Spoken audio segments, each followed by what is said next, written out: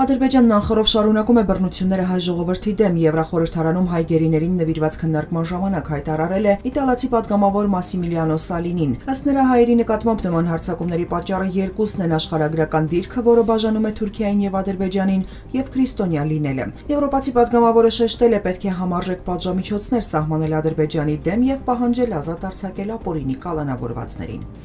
Քննարկումներ են ընթանում Հայաստանի եւ Ադրբեջանի միջև խաղաղության պայմանագրի շուրջ, որի կետերի մեծ մասն արդեն համաձայնեցված է, ասել է Ադրբեջանի նախագահ Իլհամ Ալիևը։ Նա նաեւ խոսել է Հայաստանի սպառազինումից, հայտարարելով, թե Հայաստանին մատակարարվող ավերիչ զենքերն իբր ուղղված են Բաքվի դեմ։ Բացի այդ, Ալիևը կրկին մեղադրանքներ է հնչեցրել Հայաստանում տեղակայված Եվրամիության քաղաքացիական դիտորդական առաքելության հասցեին, հայտարարելով, թե այն իբր Եվրամիության հետախուզական առաքելությունն է։ Հայաստանը պետք է փոխի իր սահմանադրությունը, դրանից հեռացնելով Ադրբեջանին ուղղված տարածքային պահանջները, հերթական անգամ հայտարարել է Ադրբեջանի նախագահի օգնական Հիքմեթ Հաջիևը։ Ինչ վերաբերում է ապօրինաբար Բաքվում պահվող հայ գերիներին եւ նրանց շինծու գործերով դատավարությանը, Հաջիևն ասել է, որ եթե Հայաստանը խաղաղություն է ցանկանում, պետք է համագործակցի Բաքվում ընթացող դատական process-ի հետ։ Նա հայտարարել է, թե իբր նրանցից ոմանք ռազմական հանցագործություններ են կատարել մարդկության եւ ադրբեջանցի ժողովրդի դեմ ու պետք է քրեական պատասխանատվության ենթարկվեն։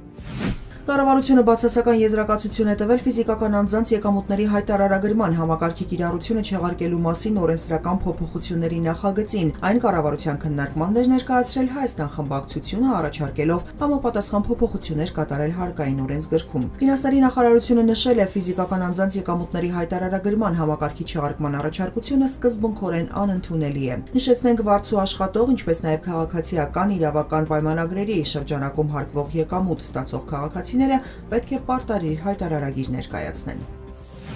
Հայաստանում 13 տեսակի մշակաբույս կապահովագրվի էկոնոմիկայի նախարար Գևորգ Պապոյանը կառավարության նիստում նշել է, որ եթե Ծիրանն ու Խաղողը անցած տարի չեն ապահովագրվել, ապա այս տարի անպայման կապահովագրվեն։ Բացի այդ, եւս 11 մշակաբույսեր կապահովագրվեն 4 ռիսկերից՝ գարնանային ցրտահարություն, կարգտահարություն, երաշտ, հրդեհ։ Եթե վնասաբերությունը գերազանցի ապահովագրական ընկերությունների կողմից հավաքագրված ապահովագրավճարների 200%-ը, կառավարությունն այդ բեռը կվերցնի իր վրա։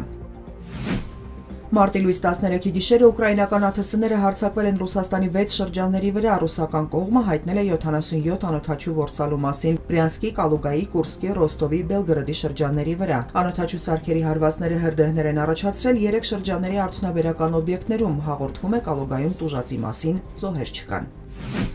Արաբական Միացյալ Էմիրությունների նախագահի դիվանագիտական խորհրդական Անուար Գարգաշը Իրանի արտգործնախարար Աբբաս Արաղչիի հետ հանդիպանը փոխանցել է ԱՄՆ նախագահ Դոնալդ Թրամփի նամակը, դրա բովանդակության վերաբերյալ այլ մանրամասներ չեն հաղորդվում։ Միացյալ Նահանգների նախագահի նամակն ուղղված է Իրանի հոգևոր առաջնորդ Այաթոլլահ Ալի Խամենեիին։ Ավելի վաղ Թրամփը հայտնել էր նամակի մասին, որը Իրանի միջուկային ծրագրի շուրջ բանակցություններ սկսելու փորձ է։